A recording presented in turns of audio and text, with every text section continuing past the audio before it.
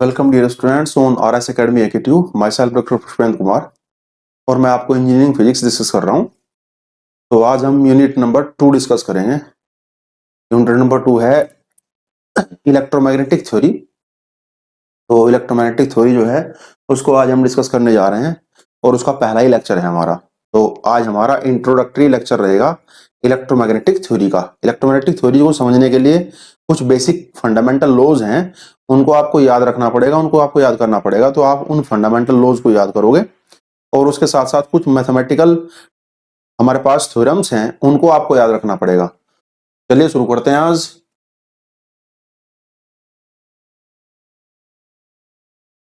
Electromagnetic theory introduction.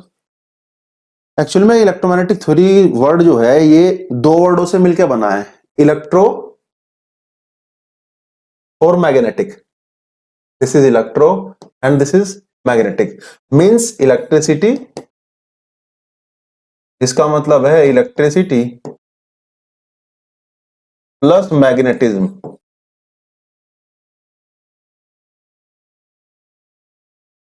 यानी कि दो चीजें हैं, इलेक्ट्रिसिटी और मैग्नेटिज्म। इलेक्ट्रिसिटी का मतलब है चार्ज मोशन में है, charge in motion. This means क्योंकि इलेक्ट्रिसिटी तभी प्रोड्यूस होती है जब चार्ज इन मोशन होता है भैया। और मैग्नेटिज्म प्रोड्यूस होता है मैग्नेट से। तो सबसे शुरू में जब जब साइंस की हमारे पास बहुत सारी ब्रांचें थी, तो हमने ये माना उस समय, हम साइंस की अलग अलग ब्रांचों को अलग अलग पॉइंट ऑफ व्यू से देखते थे। जैसे इलेक्ट्रिसिटी को हम अलग पॉइंट ऑफ व्यू से देखते थे, मैग्नेटिज्म को हम अलग पॉइंट ऑफ व्यू से देखते थे, और हम सोचते थे कि साइंस की अलग अलग ब्रांचें हैं, इलेक्ट्रिसिटी और मैग्नेटिज्म। लेकिन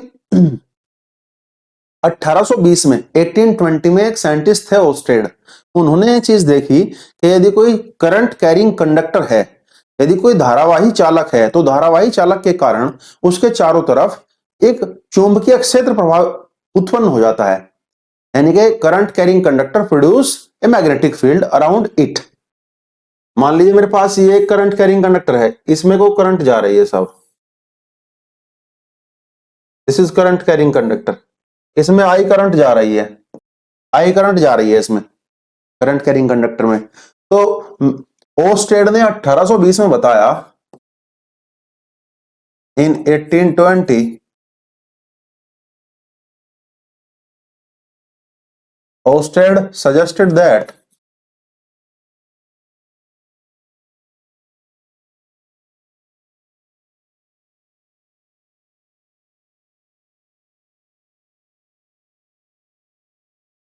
ousted suggested that a magnetic field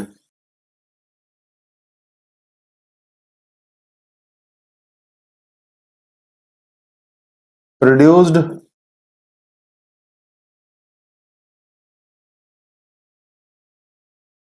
around a current carrying conductor.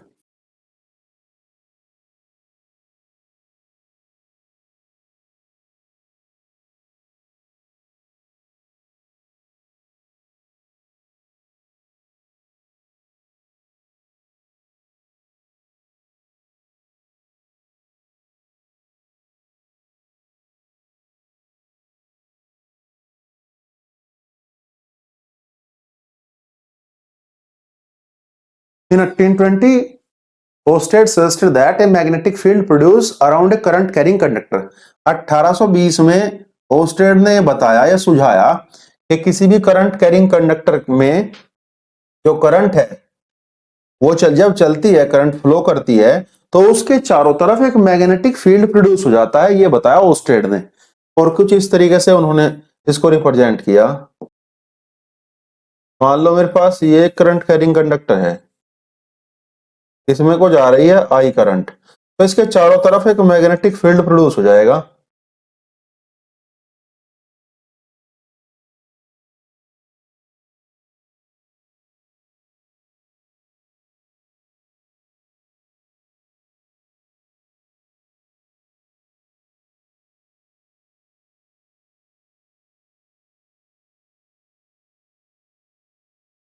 This is V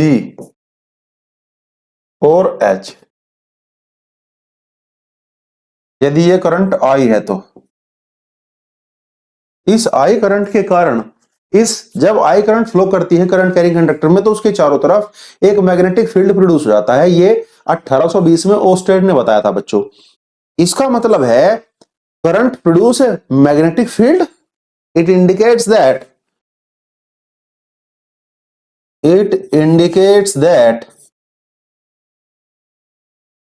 it indicates that current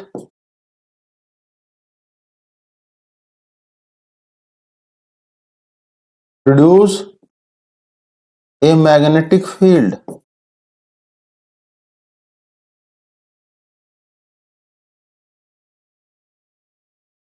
it indicates that, ये बड़ी इंपॉर्टेंट लाइन है कि करंट जो है वो मैग्नेटिक फील्ड देती है साहब। अब इसी बात को सोच करके साइंटिस्टों ने सोचा कि जब करंट मैग्नेटिक फील्ड प्रोड्यूस कर सकती है तो मैग्नेट जो है या मैग्नेटिक फील्ड जो है वो भी करंट को प्रोड्यूस करना चाहिए। बिकॉज नेचर लव्स सिमेट्री, क्योंकि नेचर जो है वो सिमेट्री से प्यार करती है। भाई यदि कोई एक जगह से दूसरी जगह जाने के लिए कोई रास्ता है तो दूसरी जगह से एक उस जगह पर आने के लिए भी बच्चों वही रास्ता होगा डेफिनेटली। तो इसका मतलब है साइंटिस्ट सोचने लगे कि यदि करंट के कारण मैग्नेटिक फील्ड प्रोड्यूस हुआ है तो मैग्नेट के कारण भी करंट प्रोड्यूस होनी चाहिए। और इसी एक्सपेरिमेंट को करने के लिए, इसी चीज को परफॉर्म करने के लिए बहुत सारे साइंटिस्ट लगे रहे। एक साइंटिस्ट थे ना फेराडे, तो फेराडे भी लगे रहे। फेराडे का एक सिंपल सा एक्सपेरिमेंट था। वो फेराडे का एक्सपेरिमेंट क्या था वो मैं आपको बता देता हूं।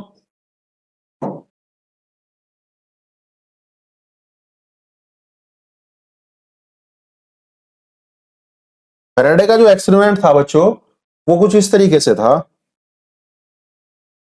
फेराडे ने क्या लिया, फेराडे ने सिंपल एक सर्कुलर कोयल ले ली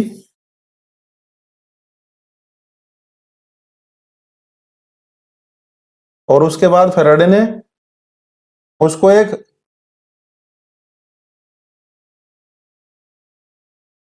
कुंजी, उसने ले ली एक स्विच, ऑन ऑफ स्विच ले लिया, एक कोयल ले ली सर्कुलर कोयल, और बस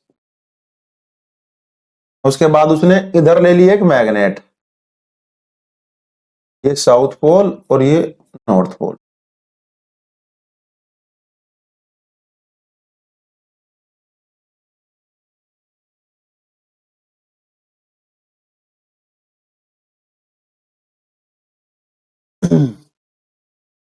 एक मैग्नेट ले ली फेराडे ने, एक सर्कुलर कोयल ले ली, दिस इज कोयल,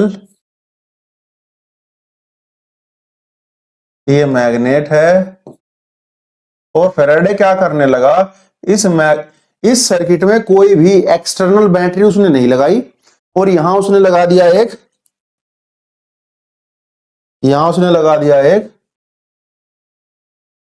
गैल्वेनोमीटर। यहां एक गैल्वेनोमीटर लगा दिया करंट को नापने के लिए। अब फेराडे बार बार इस मैग्नेट को इस कोयल से पास कराता, मैग्नेट इस तरीके से थी, फेराडे बार बार इस कोयल को इस मैग्नेट से पास कराता ऐसे ऐसे, और मैग्नेट से पास कराकर देखता कि इस गैल्वेनोमीटर में कोई डिफ्लेक्शन हुआ है, लेकिन गैल्वेनोमीटर में कभी कोई डिफ्लेक्शन नहीं हुआ। फेराडे लगा रहा, फेराडे ने लगभग इस एक्सपेरिमेंट पर 11-12 साल लगा दिए। और उसके बाद एक दिन फेराडे बैठा हुआ था अचानक अपनी लेबोरेटरी में, तो फेराडे ने सोचा कि क्यों ना मैं इस एक्सपेरिमेंट को अब ज्यादा रिपीट ना करूं, इसने मेरा काफी टाइम लैप्स कर दिया है। तो फेराडे ने क्या किया, अपनी लेबोरेटरी के कोने में बैठा हुआ था जहां उसकी चेयर थी, एक्सपेरिमेंट दूसरे सिरे पर रखा हुआ था लेबोरेटरी के। तो फेराडे ने सोचा, उसके हाथ में मैग्नेट थी, कि आज इस एक्सपेरिमेंट को ही तोड़ देता हूं। और गैल्वेनोमीटर को तोड़ने के लिए फेराडे ने एक्सीडेंटली गैल्वेनोमीटर को इंटेंशनली तोड़ने के लिए अपने हाथ से वो मैग्नेट फेंकी उस एक्सपेरिमेंट की तरफ। फेराडे दूर बैठा था, फेराडे ने जैसे ही मैग्नेट फेंकी तो वो मैग्नेट जो है गैल्वेनोमीटर, क्योंकि फेराडे निशानेबाज तो था नहीं, तो जो मैग्नेट थी वो गैल्वेनोमीटर पे तो लगी नहीं, लेकिन वो सर्कुलर कोयल से होके चली गई बड़ी तेजी के साथ। जैसे ही सर्कुलर कोयल से तेजी के साथ मैग्नेट गई तो तुरंत से गैल्वेनोमीटर में डिफ्लेक्शन आया। फैराडे का ध्यान तो गैल्वेनोमीटर को तोड़ने पे ही था, तो उसने देखा गैल्वेनोमीटर की सुई जो है उसमें रिफ्लेक्शन आया है। तो जैसे ही फैराडे ने देखा तो फैराडे समझ गया कि इसका मतलब इलेक्ट्रिसिटी प्रोड्यूस हुई है सर्किट में। फैराडे ने तुरंत मैग्नेट उठाई, वापस लाया और फिर से मैग्नेट फेंकी। मैग्नेट फिर से उसी सर्कुलर कोयल के पास से होकर चली गई बड़ी तेजी के साथ। फिर से एक डिफ्लेक्शन आया, लेकिन इस बार थोड़ा हल्का था क्योंकि वो साइड से गई थी। तो फैराडे ने फिर उसके बाद अपने स्टूडेंट को बुलाया और वहां कहा कि बहुत सारी मुझे मैग्नेट ला के दो। तो बहुत सारी मैग्नेट लेकर फैराडे जो है बैठा रहा और वहां से मैग्नेट फेंकता था, और उसका जो गैल्वेनोमीटर का जो डिफ्लेक्शन था, राइट में आ रहा है, लेफ्ट में आ रहा है, कम हो रहा है, ज्यादा हो रहा है डिफ्लेक्शन, वो ऑब्जर्व करता रहा, वो नोट करता रहा। जब फैराडे धीरे से फेंकता था तो डिफ्लेक्शन कम आता था, जब फैराडे बड़ी फास्ट तेजी से फेंकता था तो डिफ्लेक्शन बड़ा तेज आता था बच्चों। तो इसका मतलब था, अब फैराडे समझ गया था कि अब मैग्नेट से इलेक्ट्रिसिटी प्रोड्यूस हो जाएगी, और आज उसी की देन है कि हम जो है इस इलेक्ट्रिसिटी का आनंद ले रहे हैं, इस इलेक्ट्रिसिटी का हम एंजॉय कर रहे हैं। वो फैराडे की ही देन है ये। तो ये फैराडे का सिंपल सा एक्सपेरिमेंट था। फैराडे ने एक्सपेरिमेंट को परफॉर्म कर फैराडे ने जो है वो मैग्नेट से इलेक्ट्रिसिटी प्रोड्यूस कर ली। Magnet produce electricity, magnet produce electricity Faraday के एक्सपेरिमेंट के अकॉर्डिंग। भला कैसे? क्योंकि मैग्नेटिक फ्लक्स में परिवर्तन होगा, तो मैग्नेटिक फ्लक्स में परिवर्तन होगा टाइम के रेस्पेक्ट में, तो d phi upon d t. और ये मुझे क्या देगा? ये मुझे देगा इंड्यूस्ड ईएमएफ। जो सर्किट में इंड्यूस्ड इलेक्ट्रोमोटिव फोर्स होता है वो आता है E equal to minus d phi upon d t. ये मेरे पास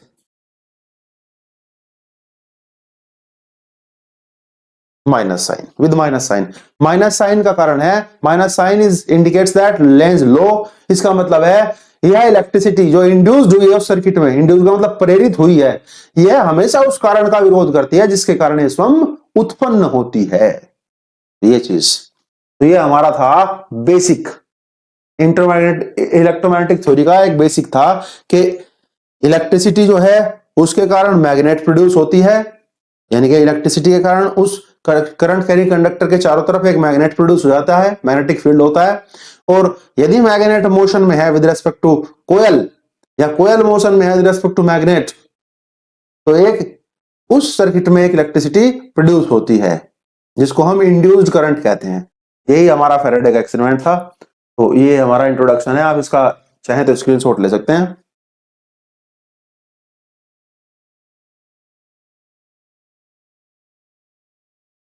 अब आते हैं सम इंपोर्टेंट टर्म्स, कुछ इंपोर्टेंट टर्म्स है जी। पहला कहता है discrete charge distribution. Discrete charge distribution क्या होता है बच्चों? Discrete charge distribution, charge distributed in discrete manner. Charge is distributed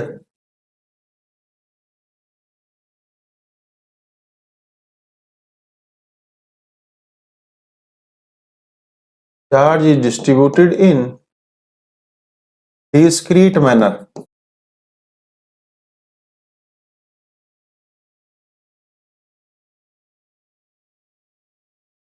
and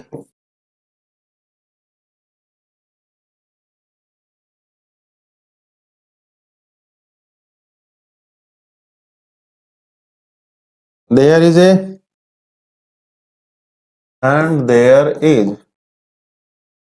a distance, finite distance लिख दो, बल्कि there is a finite distance between charge, finite distance between charges। जैसे कि मेरे पास ये है, मेरे पास डिस्ट्रीब्यूशन, तो एक चार्ज यहाँ पड़ा है, एक चार्ज यहाँ पड़ा है, इस तरीके से चार्ज, ये Q1 है, ये Q2 है, ये Qn है। इस तरीके से चार्ज का डिस्ट्रीब्यूशन ऐसा है कि वो मतलब उसका डिस्ट्रीब्यूशन डिस्क्रीट है, यानी कि उसके बीच में फाइनाइट डिस्टेंस है चार्ज के। एक चार्ज पार्टिकल यहाँ पड़ा है, एक चार्ज यहाँ, एक चार्ज यहाँ, एक चार्ज यहाँ, इस तरीके से डिस्ट्रीब्यूशन जो है वो थोड़ा सा डिस्क्रीट डिस्ट्रीब्यूशन है। दूसरा होता है कंटिन्यूअस चार्ज डिस्ट्रीब्यूशन। तो जब भी हम चार्ज को किसी नॉन कंडक्टर पर देते हैं तो चार्ज वहीं का वहीं रह जाता है जहां नॉन कंडक्टर पर हम उसको देते हैं। यानी कि नॉन कंडक्टिव मटेरियल जैसे मान लीजिए लकड़ी है, लकड़ी पर आपने थोड़ा सा चार्ज रख दिया तो चार्ज वहीं रह जाएगा, फिर दूसरी जगह रख दो थोड़ा सा चार्ज। तो इस तरीके से यदि हम चार्ज का डिस्ट्रीब्यूशन करते हैं तो चार्ज डिस्ट्रीब्यूशन जो है वो डिस्क्रीट चार्ज डिस्ट्रीब्यूशन कहलाता है बच्चों। उसके बाद है continuous charge distribution. Charge distribution is continuous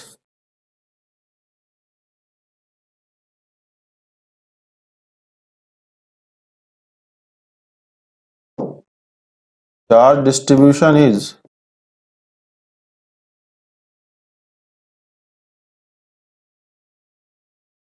continuous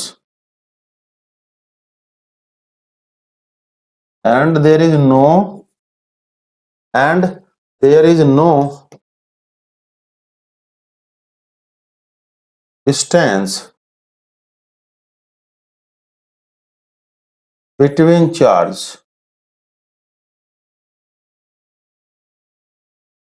जैसे कि हमारे पास ये एक चार्ज डिस्ट्रीब्यूशन है और इसमें चार्ज जो है वो पूरा फैला हुआ है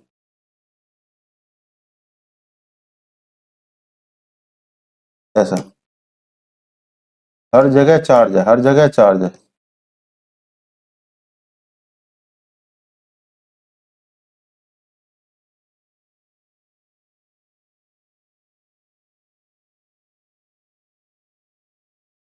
ये है इस तरीके से, थोड़ा पेंसिल से उसको ऐसे कर देंगे रफ सा तो ये हो जाएगा continuous charge distribution.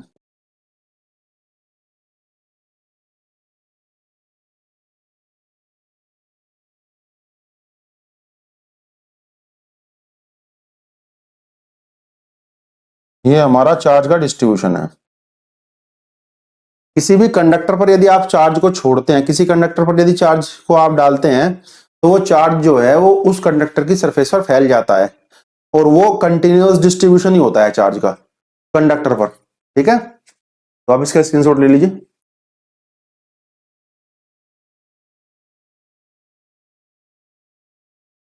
Next,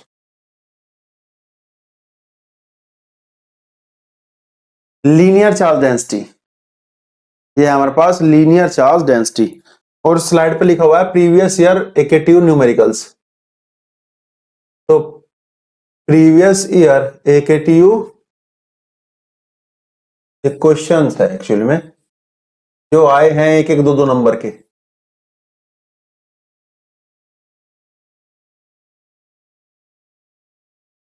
previous year AKTU questions. Linear charge density, linear charge density जो है, देखो बच्चों किसी भी चीज की डेंसिटी वो होती है, इसका मतलब वो चीज अपॉन वॉल्यूम। भाई मान लीजिए मास डेंसिटी देख रहे हैं आप, तो mass upon volume mass density होती है। ऐसे ही चार्ज डेंसिटी जो है वो तीन टाइप की होती है। चार्ज को आप लाइन पर फैला सकते हैं, चार्ज को आप सरफेस पर दे सकते हैं बाहर, और चार्ज को आप पूरे वॉल्यूम में दे सकते हैं। तो चार्ज डेंसिटी तीन टाइप की होती है। लीनियर चार्ज डेंसिटी यानी कि उस चार्ज को आपने लाइन पर रखा है, तो in a continuous line charge distribution इस तरीके से।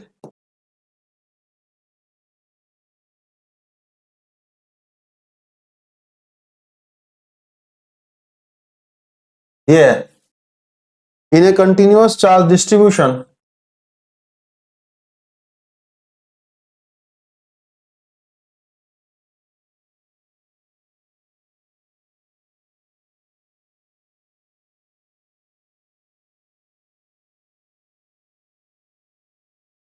ऐसा पड़ा हुआ है चार्ज बार लाइन पे। कहता है in a continuous line charge distribution the charge per unit length is known as linear charge density. Continuous line charge distribution है और चार्ज पर यूनिट लेंथ जो है वो लीनियर चार्ज डेंसिटी देता है, यानी कि चार्ज पर यूनिट लेंथ ये होगी हमारी लीनियर चार्ज डेंसिटी लैम्डा। तो lambda equal to Q upon L होगा जी हमारे पास। क्या लिख देता हूं, lambda equal to Q by L, और इसकी यूनिट क्या होगी, कूलम्ब पर मीटर। और इसको हम कई बार ऐसे भी लिखते हैं बच्चों, D lambda is equal to, यानी कि स्मॉल पार्ट की यदि मैं ले लूं, इसमें से किसी एक छोटे पार्ट को पकड़ूं तो मैं कहूंगा D lambda is equal to D Q upon DL. DL है उस छोटे से पार्ट की लंबाई, या यहां से मैं कह सकता हूं मुझे चाहिए टोटल चार्ज, तो डी क्यू इक्वल टू इसकी इधर गुणा हो जाएगी, ये हो जाएगा, बल्कि इसको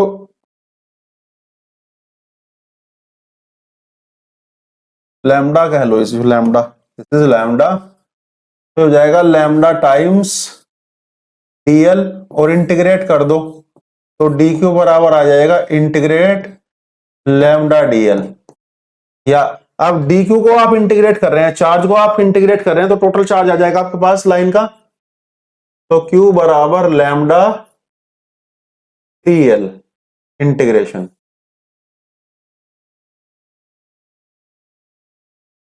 बस आपने ये याद रखना है, इसी से वो आ जाएगा रिलेशन, वेरी इजी रिलेशन है। उसके बाद कहता है सरफेस चार्ज डिस्ट्रीब्यूशन। इस बार चार्ज जो है आपका वो सरफेस पर फैला हुआ है, जैसे कि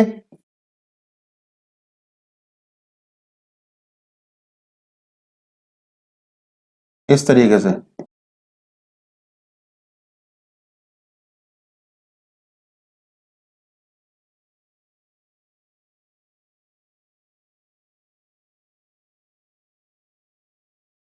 ये चार्ज सरफेस पर फैला हुआ है बच्चों, हमने कह दिया चार्ज सरफेस पर है। तो कहता है in a continuous surface charge distribution the charge per unit surface area is known as surface charge density. भाई डेंसिटी है, चार्ज की है और सरफेस है, तो charge per unit surface area is known as surface charge density. तो ये हो जाएगा हमारे पास this is equal to sigma, इसको हम कहते हैं बच्चों सिग्मा, और इसका ये स्पेसिफिक सिंबल है सिग्मा, यही हम ज्यादातर यूज करते हैं, यही लैम्बडा लीनियर चार्ज डेंसिटी के लिए करते हैं। तो ये हो जाएगा हमारे पास Q अपॉन, अब इस बार आएगा सरफेस एरिया नीचे, तो Q अपॉन ए, तो इसका यूनिट आएगी इसकी coulomb per unit metre square. तो ये आ जाएगा हमारे पास, यदि मैं देखूं इसको तो सिग्मा बराबर ए क्यू अपॉन डी है। भाई छोटा एरिया ले लिया मैंने, कोई भी पैच ले लिया, छोटा सा पैच, उस छोटे से पैच का एरिया तो होगा डीए, और उसका सरफेस होगा डीएस या डीए। ये तो हो गया उसका एरिया, और चार्ज हो गया उसका उस पर डी क्यू। तो मैं यहां से कह सकता हूं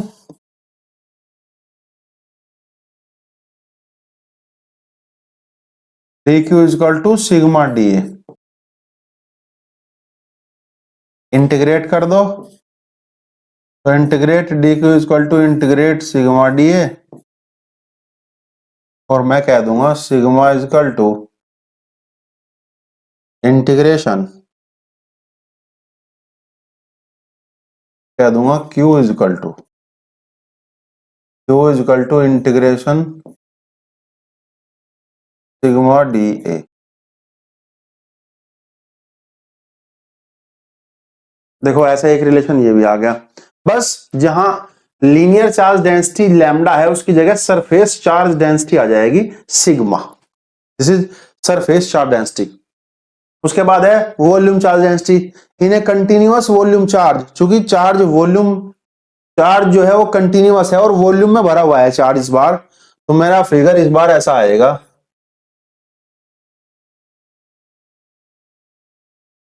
पूरे वॉल्यूम में भरा हुआ है चार्ज। तो मैं एक वॉल्यूम खींच लेता हूं सबसे पहले तो,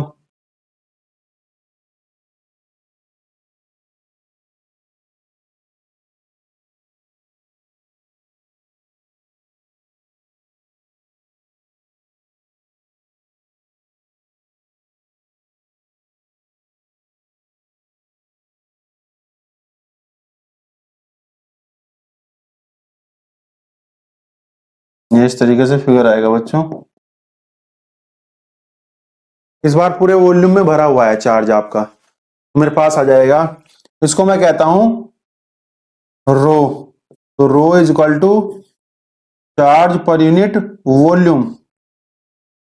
तो मेरे पास इसका मात्रक आएगा unit coulomb per metre cube, और मैं इसको लिख लूंगा, मैं चाहूं तो इसको ऐसा भी लिख सकता हूं, rho is equal to D Q upon d v, और यहां से मैं d Q is equal to कहूं तो d Q is equal to आ जाएगा रो टाइम्स डीवी। देखना बच्चों, जैसे बिल्कुल सेम वही प्रोसीजर जैसे ऊपर किया था, मैंने कह दिया rho is equal to Q upon v, फिर मैंने लिख दिया rho is equal to D Q upon d v. भाई छोटे के लिए ले लिया तो छोटे के लिए तो डेंसिटी तो वही रहेगी, डेंसिटी नहीं बदलेगी, क्योंकि डेंसिटी जो है वो समान है, वॉल्यूम चार्ज डेंसिटी, चार्ज तो कंटिन्यूअस फैशन में फैला हुआ है ना। मेरे पास आ जाएगा, इंटीग्रेट कर दो तो d Q is equal to integration rho d v is equal to, क्या आ जाएगा मेरे पास, q is equal to integration rho d v. ये बड़ा इंपॉर्टेंट फॉर्मूला है ये वाला, आपको हमेशा याद रखना है कि चार्ज जो है उसे, चार्ज को Q is equal to integration rho DV कह सकते हैं हम। तो ये हमारे पास थी तीन टाइप की चार्ज डेंसिटी। कई बार वो एग्जाम में 2 नंबर का क्वेश्चन पूछ लेगा आपसे कि what is linear charge density. तो linear charge density means in a continuous charge distribution the charge per unit length is known as linear charge density. वो आपसे पूछ लेगा what is surface charge density. तो in a continuous charge distribution the charge per unit surface area is known as surface charge density. मतलब charge per unit है जो भी है, चार्ज पर यूनिट लाइन है तो linear charge, charge per unit surface है तो surface charge, charge per unit volume है तो वॉल्यूम चार्ज डेंसिटी। इसका स्क्रीनशॉट ले लीजिए सब। नेक्स्ट देख लेते हैं। अब हमारे पास है कुछ some basic operators, some basic laws physics के, तो मैथमेटिक्स के। तो फिजिक्स में, इसमें इलेक्ट्रोमैग्नेटिक थ्योरी में मैथमेटिक्स बड़ा यूज होता है, इसीलिए मैथमेटिक्स पर हमारी कमांड होनी जरूरी है। तो कुछ बेसिक लॉज हैं जो है हमारे पास। पहला है डेल ऑपरेटर। तो डेल ऑपरेटर जो है वो है हमारे पास del is equal to i del upon del x plus j del upon del y plus k del upon del z. और हम कहेंगे del operator is del operator is a three dimensional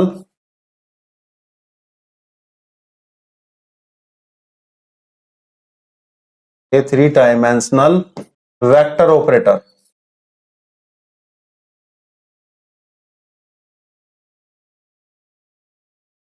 del जो है वो 3 dimensional vector operator है जी। ठीक है बच्चों, भाई डेल बराबर है i del upon del x j del upon del y plus k del upon del z, और आई जे के यूनिट वेक्टर्स है। उसके बाद आता है लैप्लासियन ऑपरेटर। अब लैप्लासियन क्या होगा भैया, डेल की जरा डेल में डॉट प्रोडक्ट करा दो। यदि मैं लिखूं del dot del is equal to, तो डेल क्या है मेरे पास, i del upon del x plus j del upon del y plus k del upon del z बच्चों। ठीक है, और इसकी डॉट करवा दो इसी में ही, तो i del upon del x plus j del upon del y plus k del upon del z. तो मैंने जैसे ए डॉट बी करते हैं बस ऐसे ही करना है। तो हमारे पास है आई डॉट आई तो 1 हो जाएगा, ये टर्म तो इसके साथ डॉट प्रोडक्ट करेगी, ये इसके साथ डॉट प्रोडक्ट करेगी, और ये टर्म इसके साथ डॉट प्रोडक्ट करेगी। यानी कि ये तो इसके साथ करेगी डॉट, ये इसके साथ करेगी डॉट, ये इसके साथ करेगी। बाकी जो क्रॉस प्रोडक्ट होंगे वो 0 हो जाएंगे सब। मेरा कहने का मतलब है कि मैं जानता हूं आई डॉट आई बराबर होता है 1, जे डॉट जे बराबर होता है 1, और के डॉट के बराबर होता है 1, और आई डॉट जे बराबर होता है बच्चों 0, और जे डॉट के बराबर होता है 0, और के डॉट आई बराबर भी होता है 0। तो आई वाली टर्म, आई डॉट आई वाली टर्म सर्वाइव करेगी, वो रहेगी। आई की आई में, आई की जे में होगी तो वो 0 हो जाएगी, आई की के में होगी तो वो 0 हो जाएगी। तो इसका मतलब एक तो टर्म आएगी आई डॉट आई वाली, एक आएगी जे डॉट जे वाली, एक आएगी के डॉट के वाली टर्म। तो मेरे पास ये टर्म आ जाएगी, आई डॉट आई तो हो जाएगा 1, और आ जाएगा डेल अपॉन डेल एक्स और डेल अपॉन डेल एक्स, तो del two X upon del x square plus del two upon del Y square plus del two upon del Z square. और इसको मैं कह सकता हूं ये है मेरे पास डेल डॉट डेल, या मैं इसको ऐसा ना कह दूं डेल स्क्वायर इजिकल टू, भाई मैं कह सकता हूं, देखना जरा, ए डॉट ए को हम क्या लिख सकते हैं, ए स्क्वायर। लेकिन अब वेक्टर नहीं आएगा क्योंकि अब ये स्केलर बन गया बच्चों, क्या बन गया, स्केलर बन गया। अब वेक्टर नहीं आएगा इसके ऊपर, तो इसके ऊपर भी वेक्टर अब नहीं आएगा। चलो जी, तो ये हो जाएगा मेरे पास del square is equal to del two upon del x square plus del two upon del Y square plus del two upon del Z square.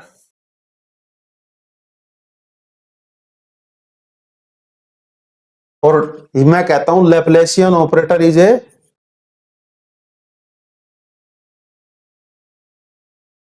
Laplacian operator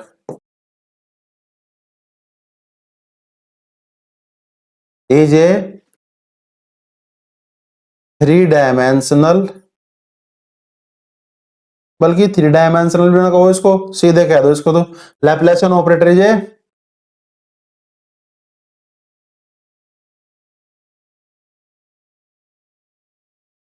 second order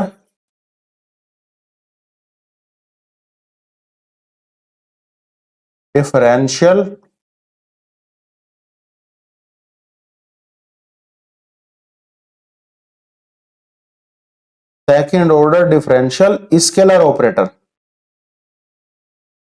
क्योंकि ये स्केलर है बच्चों, तो सारी चीजें मैंने एक ही जगह लिख दी। देखिए, लैप्लासियन ऑपरेटर इज ए, ये जो लैप्लासियन ऑपरेटर है ये एक सेकंड ऑर्डर का डिफरेंशियल स्केलर ऑपरेटर है, ठीक है, और बड़ा इंपॉर्टेंट है ये।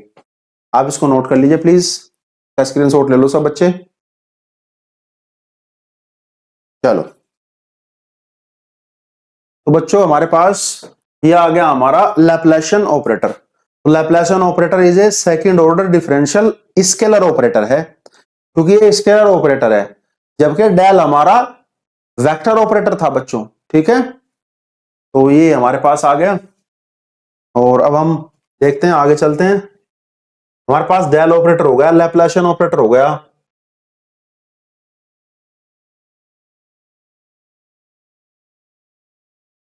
अच्छा, इसी में मैं आपको 3 चीजें और बताना चाह रहा हूं। हमारे पास 3 ऑपरेटर्स और होते हैं मैथमेटिकल, तो वो भी मैं आपको बता देता हूं। तो मैं क्या करता हूं, थोड़ा सा इसको अब मैं थोड़ा सा शॉर्ट फॉर्म में लिख लेता हूं, या मैं उनको वहां उधर लिख लेता हूं।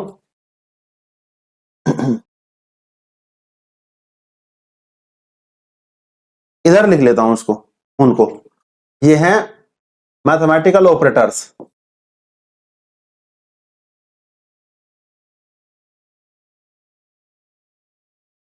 मैथमेटिकल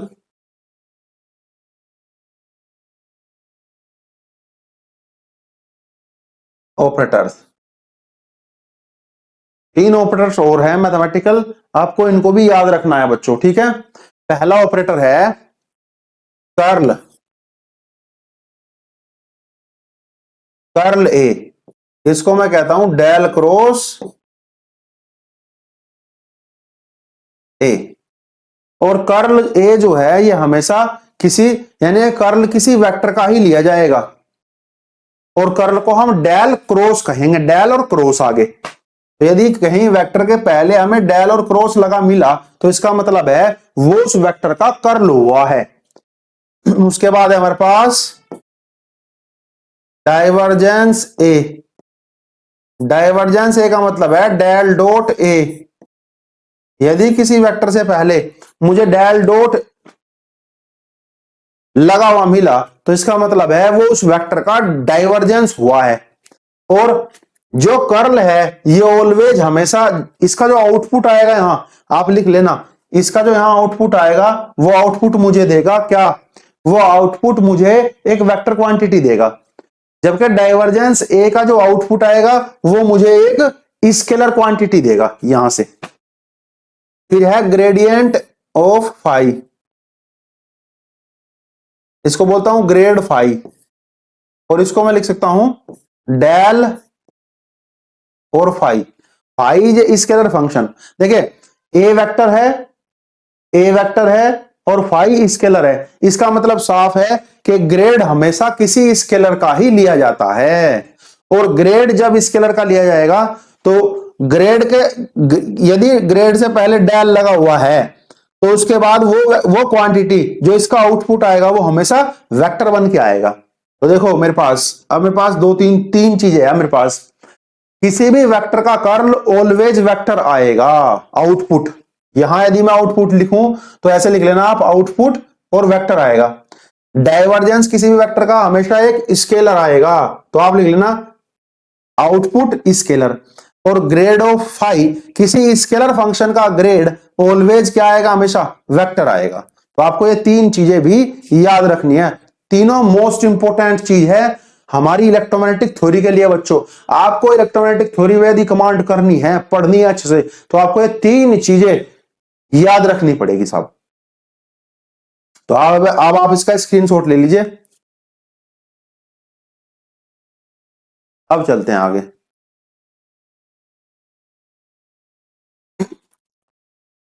पहली है गॉस डाइवर्जेंस थ्योरम।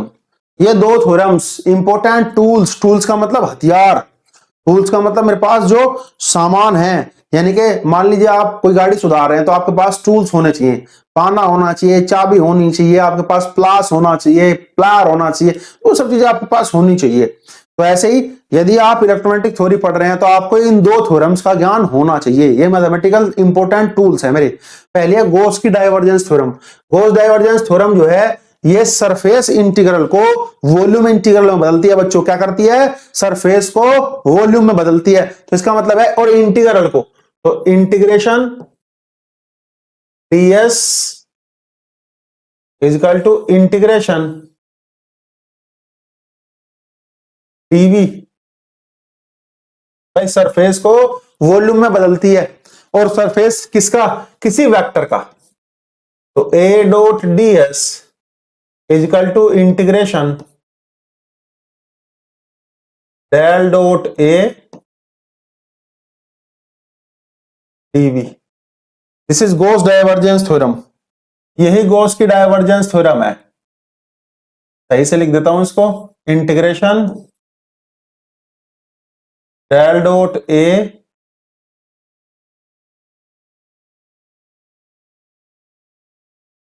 dv।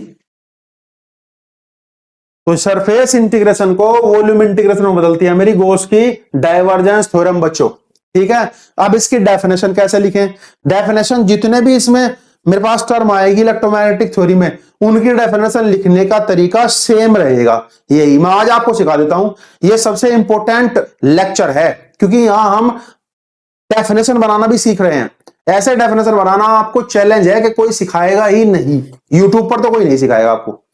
तो डेफिनेशन बनाने के लिए हम इधर से चलते हैं, इधर की तरफ, और इधर से आएंगे इधर की तरफ। तो सबसे पहले इधर से चलते हैं। फर्स्ट हमारा ये है, तो सरफेस इंटीग्रेशन हुआ है, तो सरफेस इंटीग्रेशन किसका हुआ है, एक वेक्टर का। तो मैं लिख लेता हूं this surface integration, this surface integral of a vector. और कहां हुआ है, around a close surface area, क्योंकि ऐसा आ रहा है बंद है, around a closed surface area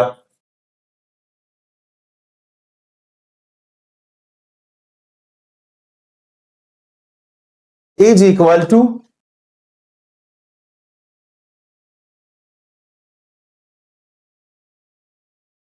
the surface integral of a vector around a closed surface area is equal to volume integral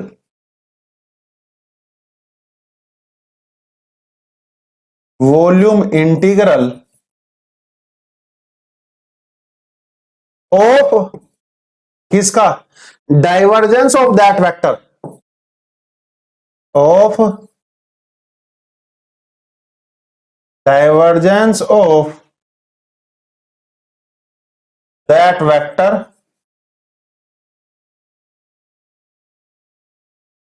around a volume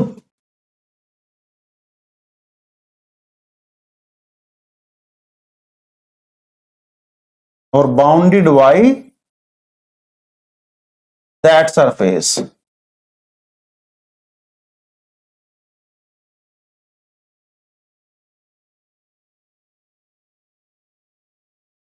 low जी लिखिए, डेफिनेशन हो गई कंप्लीट।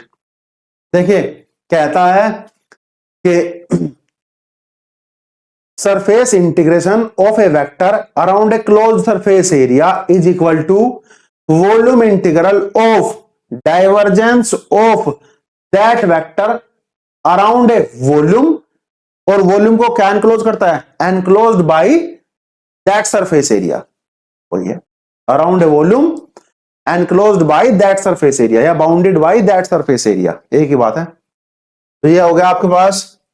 उसके बाद है स्टोक्स थ्योरम। स्टोक्स थ्योरम बच्चों line integral को वो सरफेस इंटीग्रेशन में कन्वर्ट करती है, लाइन को सरफेस में कन्वर्ट करेगी हमारी स्टोक्स थ्योरम। तो ये होगी हमारी closed integration A dot DL is equal to integration del cross A dot DS. देखिए इसमें मैंने यहां डॉट लगाना मैं भूल गया तो डॉट लगेगा यहां। डॉट का मतलब है क्योंकि दो वेक्टरों की डॉट प्रोडक्ट होती है तो डॉट है तो दोनों तरफ वेक्टर आएंगे, और यहां डेल डॉट ए आएगा, लेकिन डीवी पर यहां इंटीग्रेशन, डीवी पर यहां तीर का निशान मत लगा देना, क्योंकि भैया वॉल्यूम जो है वो स्केलर क्वांटिटी होती है और सरफेस एरिया एक वेक्टर क्वांटिटी होती है बच्चों, आपको पता होना चाहिए। देखिए यहां मैंने ए डॉट डीएल लिखा है तो दोनों वेक्टर हैं, ये लाइन सिगमेंट वेक्टर है या ए वेक्टर है मेरे पास, तो यहां डेल क्रॉस ए लिखा है यानी कि यहां से एक वेक्टर क्वांटिटी आएगी, और जब मैं डीएस करूंगा तो डॉट प्रोडक्ट होगी क्योंकि हमारे पास सरफेस एरिया भी वेक्टर होगा। चलिए इसकी डेफिनेशन भी ऐसे लिखो, इधर से इधर की तरफ चलो और इधर से चलेंगे इधर की तरफ। तो मैं कहता हूं the line integral,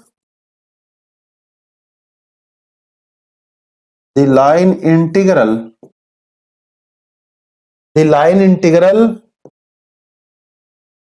of a vector,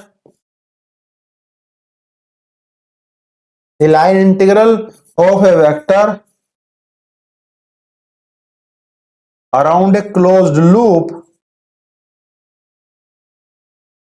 line क्या बनाएगी बच्चों, लूप बनाएगी। तो the line integral around a closed vector, the line integral of a vector, the line integral of a vector around a closed loop is equal to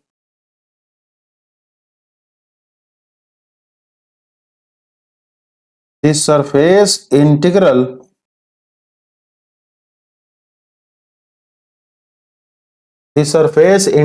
of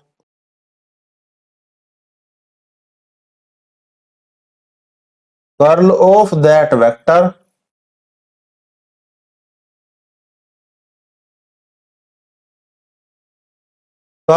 that vector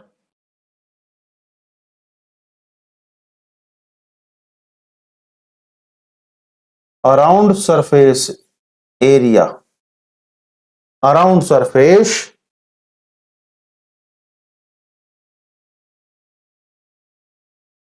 और bounded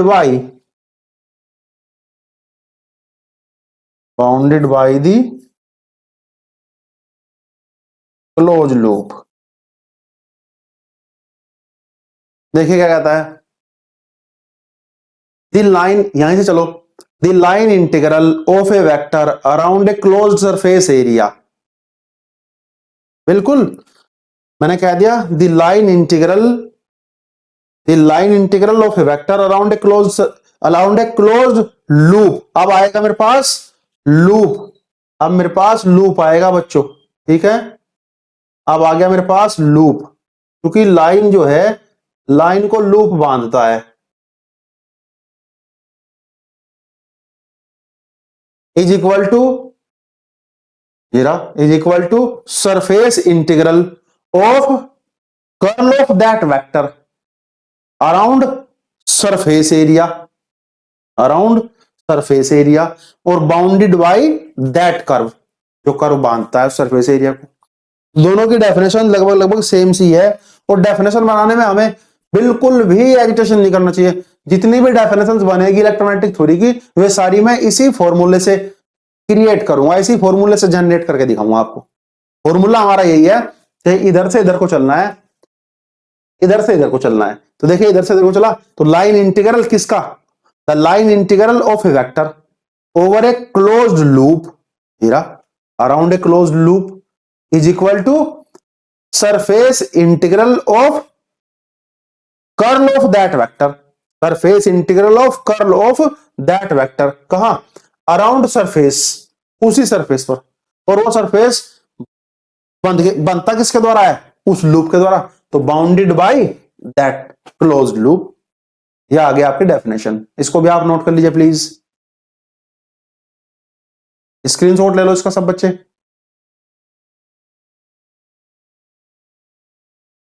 okay, thank you dear students.